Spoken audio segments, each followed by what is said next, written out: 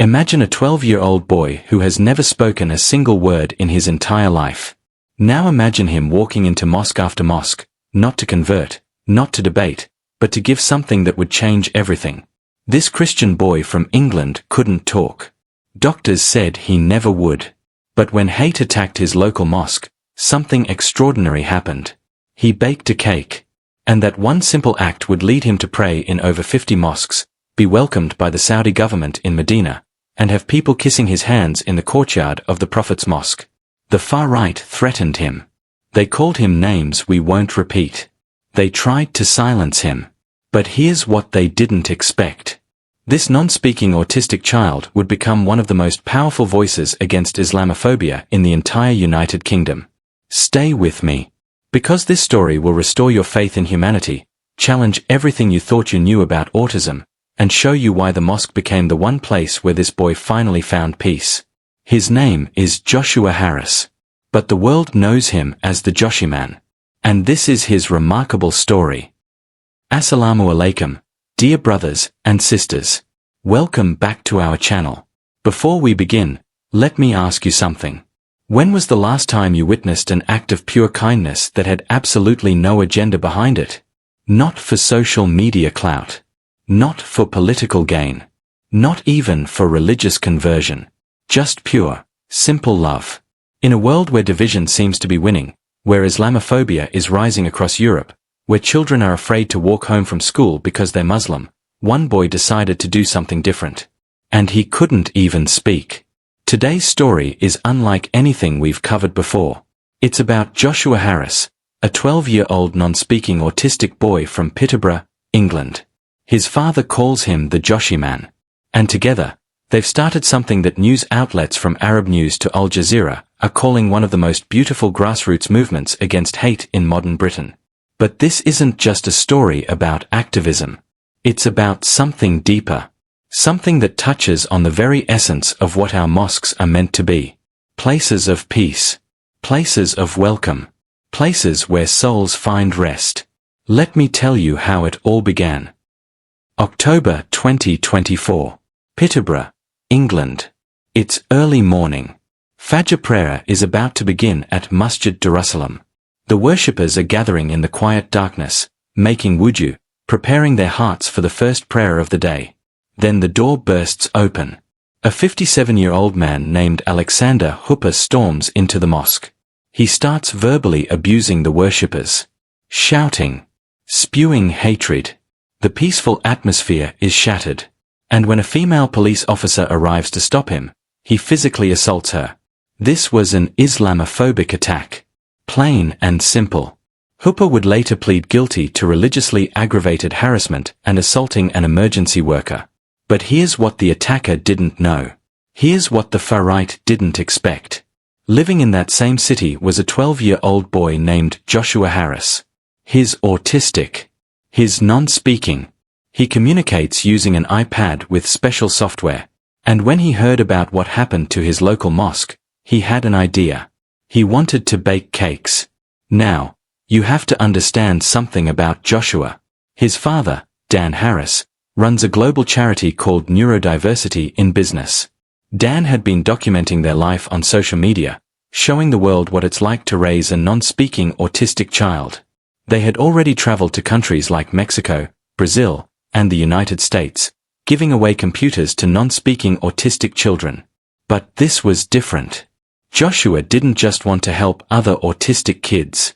He wanted to help the Muslims in his community who had been attacked, who were living in fear. So father and son put on their aprons. They went to the kitchen. And Joshua baked cakes. Beautiful, homemade cupcakes. Then they walked into Masjid Darussalam, the very mosque that had been attacked, carrying trays of these cakes. The worshippers couldn't believe it. Here was this Christian boy, unable to speak, bringing them gifts, bringing them love, standing with them in their pain. The mosque welcomed them with open arms. They sat together. They broke bread together. And then something unexpected happened. The mosque gave Dan and Joshua contact information for 5 or 6 other mosques in Peterborough. Come visit us too, they said. Bring your cakes. Bring your son. So they did. Dan started posting videos of their mosque visits on social media. And what the world saw was absolutely beautiful. You could see Joshua's face light up. You could see him jumping with joy as he handed out cupcakes to Muslim children. You could see the warmth in the eyes of the worshippers as they welcomed this special boy. But you know what else the videos showed? They showed something that researchers are now studying. Something profound about Joshua and the mosque. In the mosques, Joshua would calm down. His father noticed it first. In his regular life, Joshua struggles with regulation. His nervous system can get overwhelmed. It's part of his autism. But in the mosque, something changed. He would relax. Become present. At times, he would even start speaking. He would connect with people. Smile. Participate. Dan couldn't believe it. My son's nervous system finally found a place that made sense, he said. Think about that for a moment. A Christian, autistic, non-speaking boy finding neurological peace in a Muslim house of worship. What does that tell us about the mosque? About the environment? About the community we build in these sacred spaces? Researchers believe it's the combination of factors. The ritual, the repetition, the predictable structure of prayer, the quiet recitation of Quran, the sense of community, the acceptance, the lack of judgment. For many neurodivergent people, this combination is regulating, not overstimulating, not chaotic, not isolating, just held. As one person described it, the mosque became a nervous system regulator. But the story doesn't end there. Because as the videos went viral, two things happened simultaneously. First, the positive response. Mosques from all over the UK started reaching out. Birmingham, Leicester, Luton, London. Please come visit us. Bring the Joshie-Man. Bring the cakes. Muslim families were crying watching the videos. Community leaders were sharing them. Here was a child who couldn't speak, speaking louder than any politician, any activist, any preacher, about the true nature of Islam and the mosque. One mosque in Luton invited them. This is significant because Luton is the hometown of Tommy Robinson, the far-right, anti-Islam campaigner. In Tommy Robinson's own backyard, the Joshie-Man walked into a mosque and was embraced by Muslim children who shared their own stories of being attacked and shouted at by racists. The campaign got a name, Cake Not Hate. By December 2024, just 2 months after it started, Joshua and Dan had visited over 43 mosques. Then 50. The number kept growing. But here's the second thing that happened. The far-right came after them. Dan Harris, a white, middle-class man from a good part of town, started receiving death threats. Online abuse. Doxing attempts. People tried to find out who his employer was to get him fired. They called Joshua horrible names. They talked about eugenics. They said the government was wasting money on his education. Can you imagine? Attacking a disabled child for showing love. But Dan had a realization. If he, a white middle-class man, was getting this kind of hate, what must it be like for Muslims? For Muslim women? For immigrants who don't speak English as a first language? For people wearing hijab or thobe in public? The Muslims he met told him heartbreaking stories. They don't go out at night. They don't let their children walk home from school alone. They're scared to wear traditional dress. They're afraid to speak foreign languages in public. This is not the Britain I want to bequeath to my child, Dan said. I don't want him growing up in a Britain which is really divided. So they kept going. Despite the threats. Despite the hate. They kept baking. They kept visiting mosques. And then, something extraordinary happened. The Saudi government was watching. They saw the videos. They saw this Christian boy bringing love to mosques across Britain. They saw the joy in his face, the acceptance, the peace he found in Muslim spaces. And they sent an invitation. Come to the Middle East. Come to Medina. Come to the Prophet's Mosque. Think about that. The government of Saudi Arabia, the custodians of the two holy mosques, personally inviting a non-Muslim autistic child to visit the Prophet's mosque in Medina.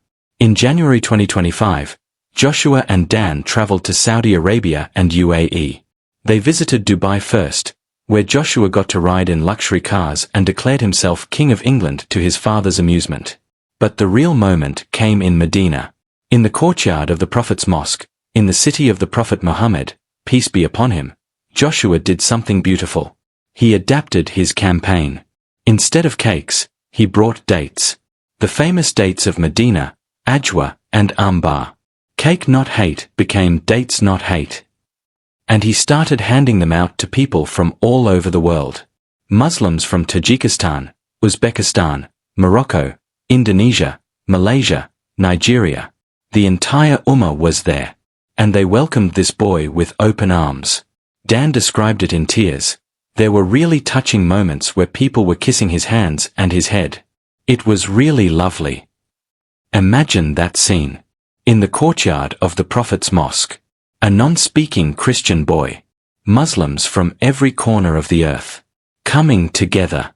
Breaking bread, or rather, breaking dates. Sharing love. Dan said, "It was like the United Nations there."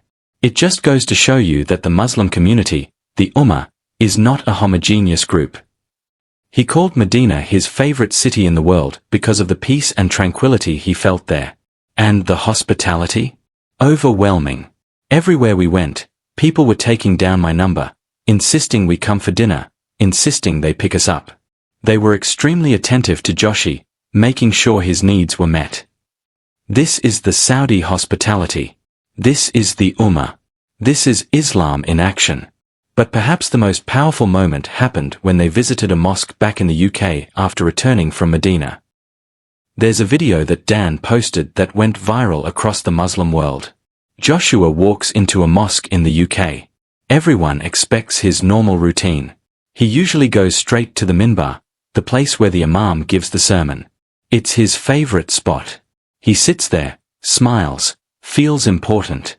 But this time, something different happened. He walked to the front of the prayer hall, to the ornate prayer mat. And he prayed.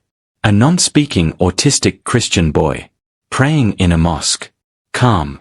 Certain. At home. Dan wrote, "This is what mosques really are.